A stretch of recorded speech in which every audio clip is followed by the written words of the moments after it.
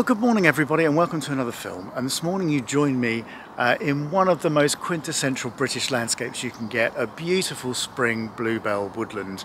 And it's actually rather chilly this morning. I feel a bit underdressed. I wish I'd brought my coat, but yesterday was so warm I thought this would be enough. But anyway, the plan is that I'm going to film something over the next few days, which is going to cover photographing bluebells. So, you know, the idea is to photograph everything from sort of the wide woodland vistas through to close-up detail shots, as I was doing with the snake's head fritillaries and the early spider orchids, which you hopefully will have seen in the last film. And if you didn't, I'll put a link up in the description here, you know, to that film. So that's the plan. I thought I'd bring Skye with me this morning. We come out and we just have basically a recce session, so no cameras other than the video camera obviously that I've got here and the phone in my pocket, and we come out and we just check out a few locations, primarily for those sort of wide woodland vistas. As you can see, it's a beautiful beech woodland. Everything's, you know, the trees are bursting into this vibrant green of spring, and you know, I just love it. And you know, when you're looking for the sort of wider vista shots, a more open woodland like this is really the place to head for. So, you know, we're going to check out a few sites, and we'll be back during the course of this week to see what we can photograph, and we'll take you through those journeys. Come on, Skye, this way.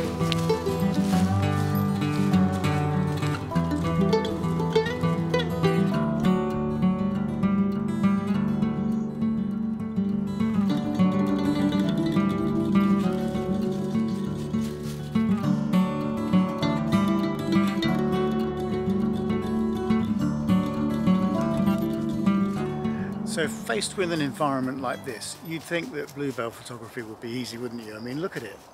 What a beautiful place. But actually, do you know what? I think, you know, those sort of wider views of bluebells are probably the most difficult of all to get right, because, I don't know, composition is just really, really tough. And when you see bluebells from a distance, your eye compresses that perspective, and all you see is this sort of purple haze of flowers. But as soon as you get closer to them, the spaces in between them obviously open up, because your perspective of viewing them is changing. And so I always find that, or it took me a long time actually, because the first thing I always thought of reaching for was the wide angle lens. That's what you want, the wide angle shots, the huge vistas. But that just accentuates that sort of spacing between the plants, and what you actually want to do is compress the perspective. So a longer lens is the one to reach for, I think, you know, to get those, to get that feeling of that sort of lovely carpet of flowers. That's what you're looking for. So I think that's going to, you know, the longer lenses are going to be the lenses of my choice when I come back here later on in the week.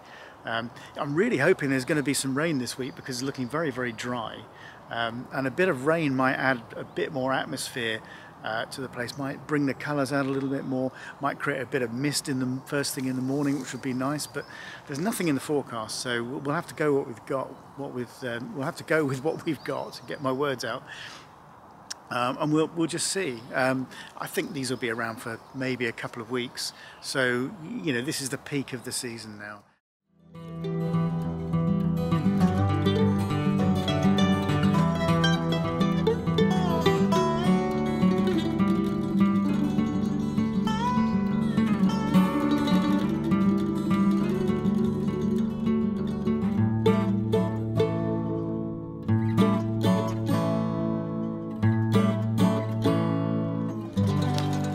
Now I've got a range of lenses with me this morning, which go all the way from 16mm right up to 500.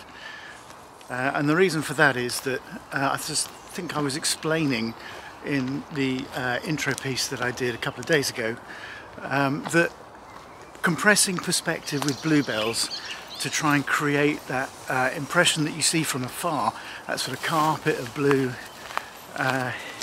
is really what I want to try and achieve. And with a wide angle lens you just lose that, because you start seeing the separation between the flowers, and you know, it doesn't create the same effect. So that's the reason for the longer lenses, and who knows, I might even need up to 500mm to try and achieve that. This year they're not, the tripod caught. This year they don't seem to be as dense as in previous years as I remember them. So that's a bit of a struggle, so I think that's where the longer lenses are going to help. Well, I've just had to have a stern word with myself about positive mental attitude. And you just have to make the most of the conditions that you're faced with. So I've got this really flat overcast light, but actually I haven't got any problems with blown out highlights or that sort of thing. So, and in woodland, overcast light can be your friend. So I thought, let's get back into it. Let's go to the area that I scoped out the other day. Let's pick out a few compositions, and I found a really nice one actually. So it's this tree here. So I'm looking at the screen so I can see, and the frame sort of comes in from about here and includes this area of sort of fresh green beech, and it's basically that's the kind of crop I've gone for. So it's 200mm is the focal length, you know, to compress that perspective, as I was saying earlier, and that's created quite a nice feel. And what I've done is I've taken it at a number of different apertures, so from f7.1 through to f16, just to see what gives me the best feel, because sometimes, you know, that sort of where it falls off and it goes slightly out of focus is better. So well, let's take a look at those now, and I'll put the best one up.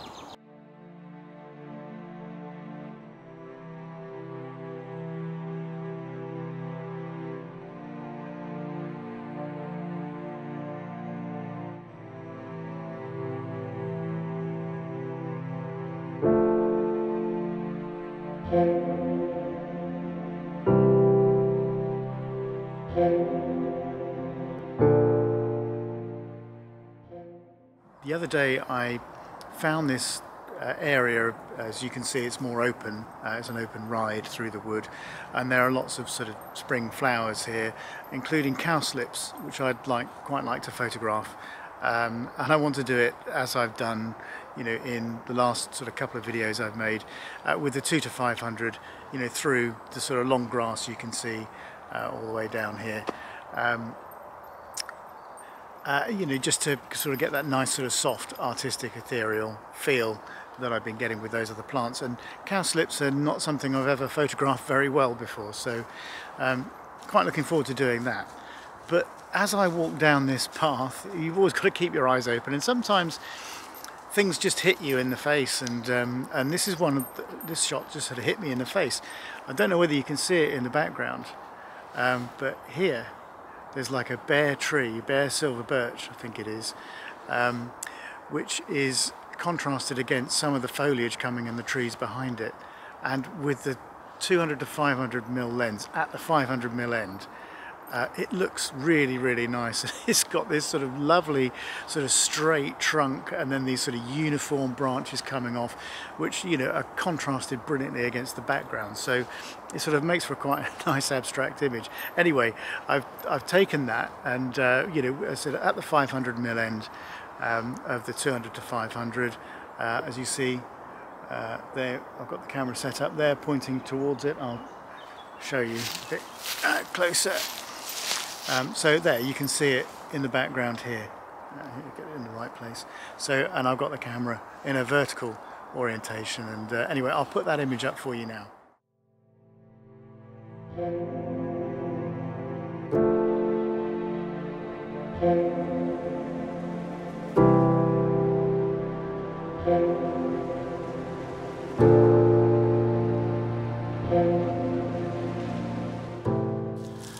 Well, Skye and I have had a nice morning again, and it turned into a morning that was quite different to what I thought it was going to be, actually. Those bluebells were just not as dense as they have been in previous years, and there's nothing you can do about that, it's just the way it is. So instead of those sort of wide vistas with that magical light I was expecting this morning, we had to concentrate on sort of long lens stuff and closer, tight crops to sort of bases of trees and getting arrangements of trees in the right way, that sort of thing. And so that's what I concentrated on to get the most out of the morning, and actually the flat light was quite good. So you know, in that respect, that worked quite well, and I ended up concentrating more on the greens of the fresh leaves that are emerging from these wonderful beech trees. I mean, it's just so vibrant, and it's in such sort of stark contrast of the colour of the bluebells. So no, it was marvellous actually, and hopefully we've got some nice shots. But I'm sadly going to be missing those sort of wide vistas, I think, this year. I do know of another site actually, which is on the Chiltern Hills. So the next phase for me really is to check out this other site, see whether I can get that sort of wide, expansive, open vista that I've been looking for. And then it's left to the detail shots. So, you know, we'll see how we go over the next couple of days.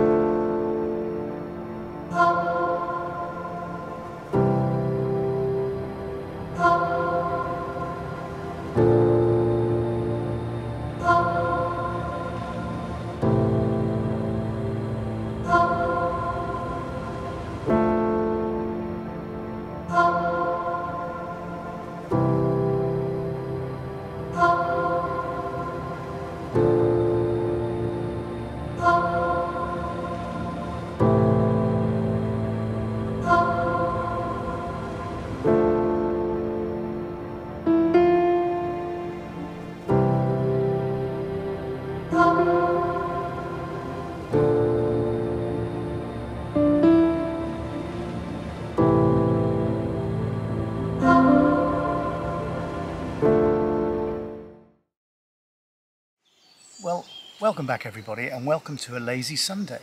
And I brought you to my local wood again because this morning we've had rain, the first time in about 3 or 4 weeks. Only a light amount of rain, so it sort of rained, I guess, sort of all morning, and it's freshened things up beautifully. But it's amazing how quickly it's drying. Literally, I took Skye for a walk this morning. Everything was beautifully damp, dripping with moisture. I went back for a cup of tea, brought her back out here with the camera gear, and everything's drying up really quickly, but at least it sort of feels a bit fresher. And we've got this nice sort of diffuse light, and who knows, you know, it may well rain again. So I thought what I'd do this morning is come out and do some detailed shots of bluebells. I mean, not those sort of wide vistas, not in this wood really. I mean, this wood's a bit too chaotic. It hasn't got those sort of nice, open expanses of bluebells that really work, you know, for those sort of landscape type shots. But there's a lot of opportunity here to take individual plants in the way that I did the early spider orchids and the snake's head fritillaries. If you saw that video, if you didn't, then I'll put a link up in the top of the screen here. So 200 to 500mm lens to try and isolate those plants nicely. Hopefully there'll be a bit of moisture left on them. Because as I said, it's drying out really quickly. It's very, very surprising. It's very mild and muggy, and I've only got a polo shirt on underneath this kit, thankfully. But anyway, we'll give that a go. You see, I've got Skye with me. She comes with me everywhere, pretty much these days. But I've got a little treat for you before we get on to taking bluebells, because in the background here, there's another purple flower, purple spring flower. It's the early purple orchid, and it's about the second species, I think, to flower in the spring. You probably can't see it from there with a wide angle lens, but I'll try and point it out to you. It's in this group here, and what I'll do is I will put a picture of that up for you now. You see, I'm set up on it here with the 850 and the 200 to 500. I'm trying very carefully not to crush any other flowers, because actually there's some greater butterfly orchids coming up here as well. There's literally one just off to my right, and there's a couple over to my left, so I'm looking forward to photographing those later on in the year. And actually I'll put a picture of that plant that I took last year in this very spot, so I'll put that up for you as well.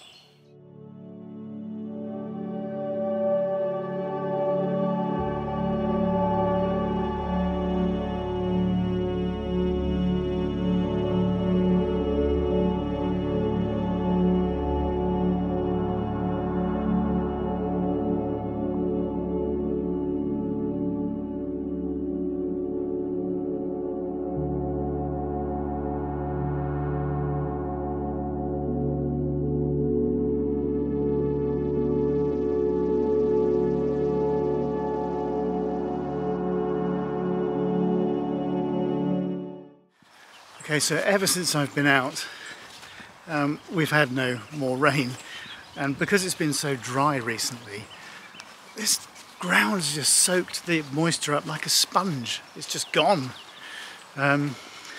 which is a bit frustrating. A bit chastising myself a little bit because I should have got out earlier.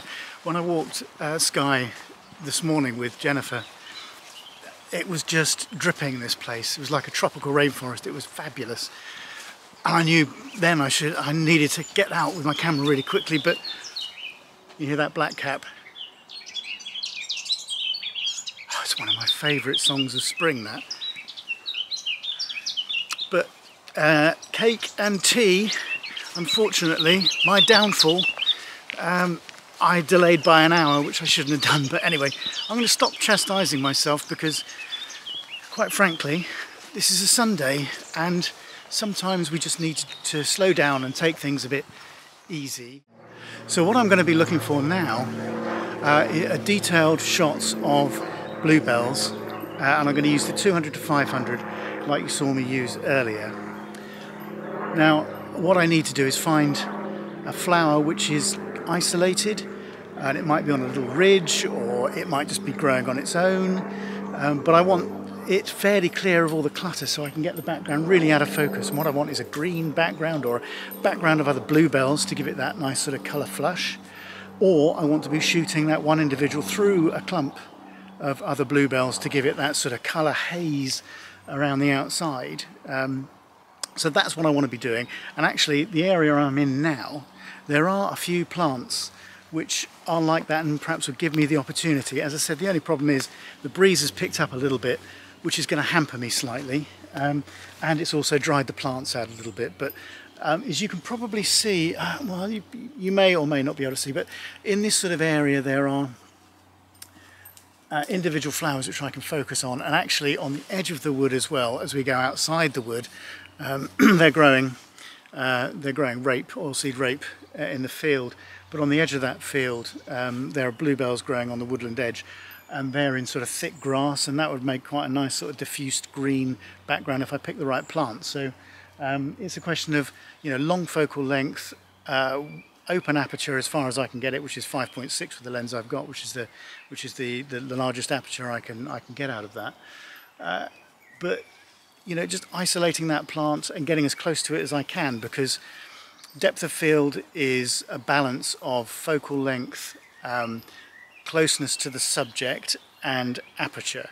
So the closer you are to the subject, the longer the focal length, the wider open your aperture is, the shallower the depth of field will be. And I'm going to be using, like I was with that orchid, I came here a few days ago and I photographed that orchid handheld, but it was so difficult to get that critical focal point sort of being so low down and putting your eye to the you know, the viewfinder that low down. It was just really difficult.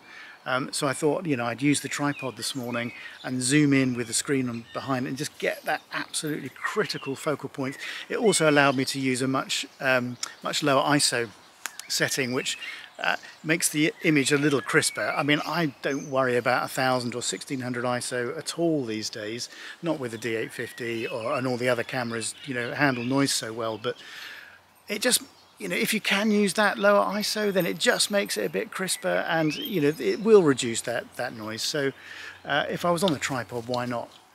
And you know, the shutter speeds were fine. I think 1/40th, 1/30th, 1/40th of a second, which on a tripod, when it's all sturdy, is fine if you use sort of mirror lockup and a 2 or 4 second timer on it. So that's the way I'm going to approach these as well. I'll probably use the tripod here as well, just to get the focal point critical and be able to look at the back of the camera, look at the frame, look all the way around it, compose it properly before I take it.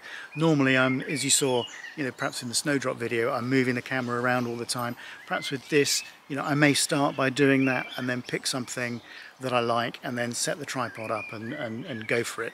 But there are a number of plants around here that I can focus on. So I'll probably spend a fair bit of time just trying to sort out a few compositions and try different plants. Now the other thing that's flowering at the moment as well, a little bit further up the path, in quite some profusion, is another ancient woodland indicator, and that's yellow archangel. It's like if you think of a dead nettle, you know, with a sort of whitish flowers, it's like that, but it's got yellow flowers. It's a fantastic plant. As I said, if you find it, then that's a really good sign that the woodland you're in is, you know, is pretty old and well established. A bit like the bluebell, actually. That's another good woodland indicator. In fact, there's some yellow archangel down here now, so I'll just flip the screen around and I'll try and show you that. So that's yellow archangel. So it looks a little similar to a nettle, but if you go in really close to the flowers, you'll see how delicate and beautiful they are inside. So anyway, another really lovely spring plant and a good woodland, ancient woodland indicator. So I've found what I'm looking for. I'm struggling to get focus on this plant with the video camera, so apologies for that, but you can see it's way out on its own. It's just at the base of this tree here, and I can get way back from it. I can create, you know, a nice out of focus background because there's no clutter, so that'll be a good sort of isolated subject, but there are no other plants around it to give me that sort of bluebell colour wash, so I'd have to try that somewhere else. But let's set up on this one and see what we can get with this. So I'm going to try and show you the setup. As you can see, there's my subject flower, but I've moved around to the other side. You can probably just see in the background my camera set up on a tripod, which is just peeking up over a load of dog's mercury, which I'm shooting this scene through. And I'll just go and take you over to the camera and show you the camera side of things, and so you can see the setup. So you'll see Skye in the distance playing around, but you can see where the lens is, what the lens is pointing through. It's pointing through that vegetation in front, and what that is doing is it's creating this nice sort of diffuse feel, this sort of nice green diffuse feel, you know, really out of focus. So the only thing that is in focus at all in this frame is the plant, so your eye is just drawn to the subject immediately. Now, you know, I know this isn't for everybody, this style of photography, but I really like it. I think it produces a really nice arty feel, and that's the sort of thing that I'm after.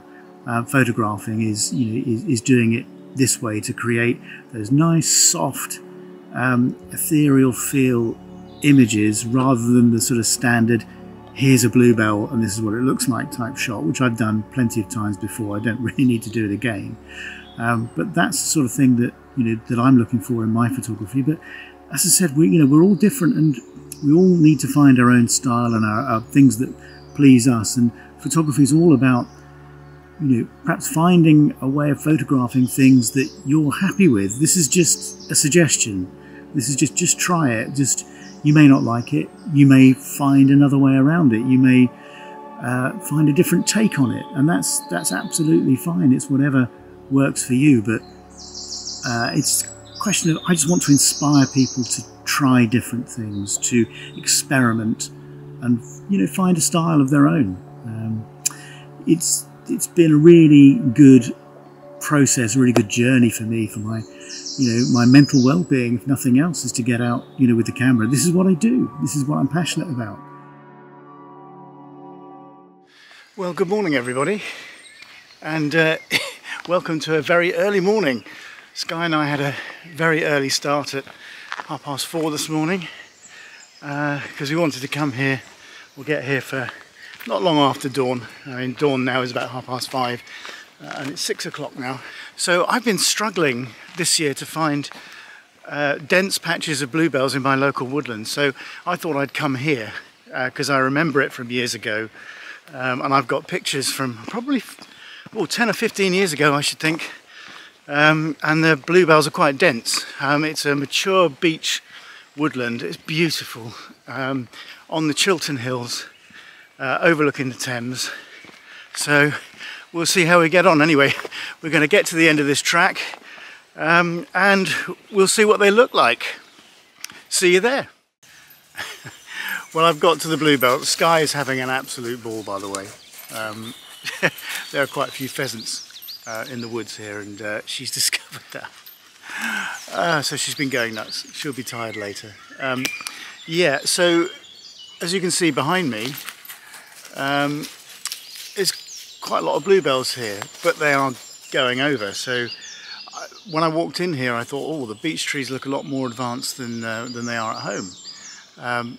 And so the bluebells, it seems, they're starting to go to seed. I reckon if I was here 2 weeks ago, it would have been amazing, but there's still that colour there. And, you know, the idea is to use the long lens, as I explained last time, to compress perspective. And so you sort of reduces all those gaps between the plants, and it makes it look a lot more dense than perhaps it is, so you get that sort of sweeping carpet. You know, it's the sort of scene you see from afar before you actually get closer to the bluebells, and that, obviously that sort of closeness, then sort of you start seeing the gaps and the breaks in the plants. So that's the sort of thing that I'm looking for. I was hoping for a bit of mist actually. The forecast said there might be mist and fog patches, and I thought, being up high on the Chilterns here, I'd forgotten actually how much of a climb it is from where I parked the car. It's 10 minutes of absolute sweat to get up to the top, but anyway, good for the soul. But I thought, you know, being a little higher and being close to the Thames, you know, there's a good chance we could have got some, but there's nothing here. And it's overcast and dull, so there's no chance of any dramatic early morning light either. But you know, we got flat overcast conditions, as we did in when I went to that woodland in Hampshire that I filmed earlier. So we'll just have a look around and see what we can find. So I like this area here because it's down. The good thing about this is it's got plenty of relief because it's on a ridge of the Chilterns. You know, you've got plenty of sort of steep slopes to play with, so that can make things quite interesting. So I'm going to have a good wander around, find the best spots, and then, you know, let's get to taking some pictures.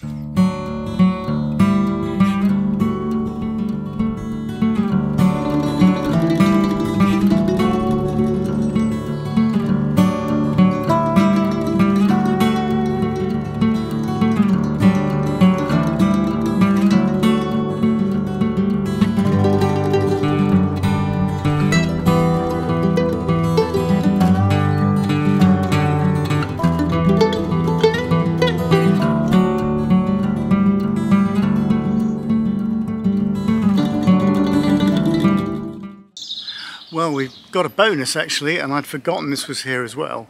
As you can see behind me, the white flowering plant is ramsons, or wild garlic, and the air is pungent with that beautiful garlic smell. If you've never used this in cooking, it's amazing. I mean, it's really strong, so don't use too much.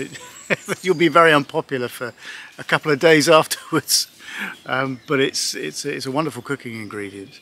But it forms these beautiful white carpets at this time of the year. It's a bit patchy here, it's not really dense, but I don't know, might be able to make something of this a little bit later. I'm going to push on, and because I remember the bluebells are quite dense a little bit further on, but yeah, I just thought I'd show you that. I think there might be a shot or two here. It's the first time I've seen it this year, so yeah, it's nice. I could sit here all day and just breathe in this aroma. It's beautiful. Yeah. Okay, I better not munch any. I'll be very unpopular when I get home. Well, no sooner had I walked through the ramsons than I got to the end of the path. This place has changed. There's not the sort of sweeping bluebell vistas that I've got photographs of in the past on the main path through the wood. It's quite surprising, and I don't remember the ramsons either, so it just goes to show how long it is since I've been here. I remember taking a series of panoramics when I used to do a lot of landscape photography from this very spot, because it overlooks a weir and it overlooks the Thames, and with a long lens it was quite a nice panorama from up here, and I did it throughout the seasons. Well, I'm a bit surprised actually, but there is one spot of really nice bluebells, so I'll go back there and try and get something reasonable in that spot. The beech trees are really nice, it's got on quite a nice slope, so I'm sure there's some potential there. But I did spot a really, really nice shot actually with the ramsons. So I'm going to try that first, and we'll see how we get on. But yeah, what a beautiful spot in the summer. I'm sure this is really busy, and actually I'm pretty sure, being chalk downland, there'll be lots of orchids. I seem to remember pyramidals and common spotted orchids being quite prolific here in the past when I've come up in the summer. So I might have a look around and just see whether I can see any of their sort of leaf rosettes betraying their future presence. We're now the beginning of May, so I think it's the 3rd of May today. So give it another, I don't know, 2-3 weeks. You know, some of those things will really be starting to show. So Yeah, it's a bit... So if I'm a bit red in the face, it's because Skye disappeared for like 20 minutes. She was chasing pheasants and she just got herself lost. So I've been scrabbling through the undergrowth with all my gear, trying to find her. It's a good job she's got a bark on her is all I can say, because we found her in the end, looking rather flustered and worried. Anyway, all's well that ends well, and I've got her tied down with the lead so she can't go anywhere, because every time she hears a pheasant call, that's it, she's just off. So can't afford to have that happen again. Anyway, look at this, isn't it amazing? So I'm going to try and take something that does it justice, and we'll see. But I've been walking around for quite a long time trying to find a nice composition with this, because it's something I've never photographed very well before, so it's kind of an added bonus. Came for bluebells, got ramsons instead, so as you know, perhaps not a bad second prize, that's for sure.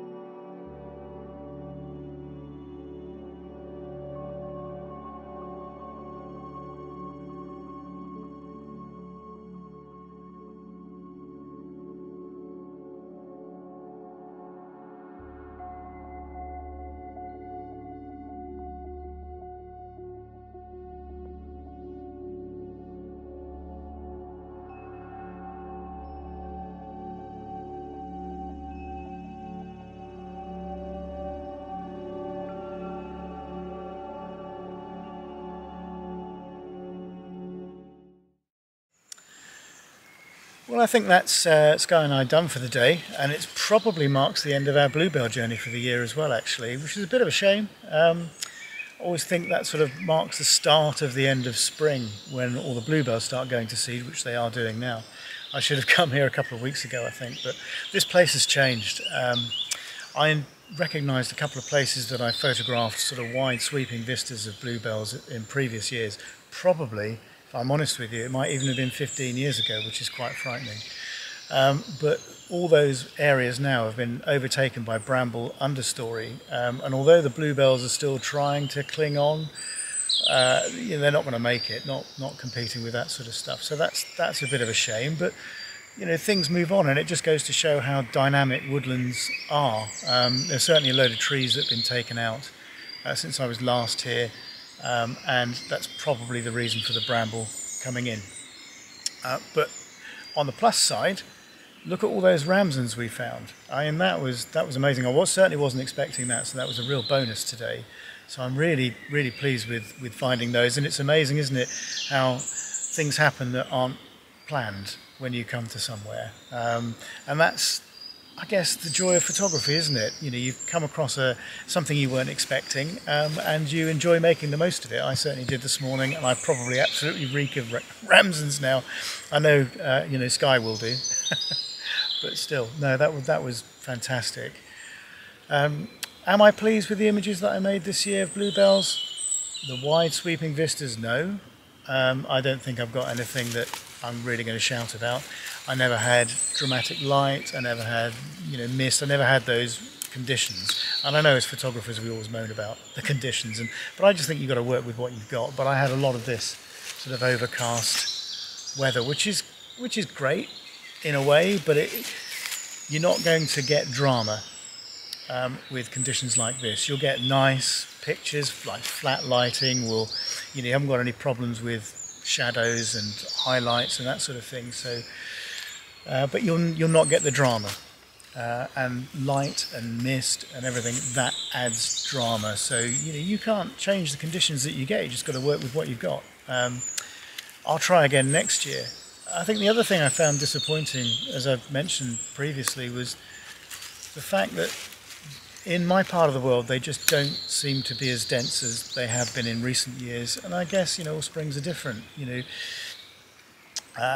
get cold spells, you get mild spells, you get what we've had this year, which is a really dry spell. I mean, we've had a couple of days of, I would say, light rain, which sort of freshened things up for a bit, but the ground is so dry that it just soaked it up like a sponge, and it just disappeared. So I think that's probably what the problem was in this part of the world this year, and that's probably what held them back, and they certainly weren't at their best. So let's try again next year. But what I was particularly pleased with was a couple of those sort of close-up images I've taken with the telephoto lens. So, you know, those sort of artistic shots, those more intimate photographs. So I was really pleased with those. But anyway, you know, let's see what we can do next year. I've certainly got a couple more locations lined up, and I think it probably needs a bit more planning. And as with all photography, it's kind of all in the planning, although, you know, obviously like the Ramsons, you come across things you weren't expecting, but I think it is all in the planning. So anyway, I hope that you've enjoyed the film, and I hope that you found the photographs inspiring as always. Please leave me comments below to tell me what you think of the pictures. I always like to know what you think, and of course, you know, if you're not a subscriber to the channel, then please do think about subscribing. There's loads of content coming this year. I've got loads of things lined up. I've got this huge list of things that I write down, so there's loads of things happening, and if you did like the video, give us a thumbs up, and don't forget to hit the bell icon for notifications of new videos. Anyway, until next time, bye.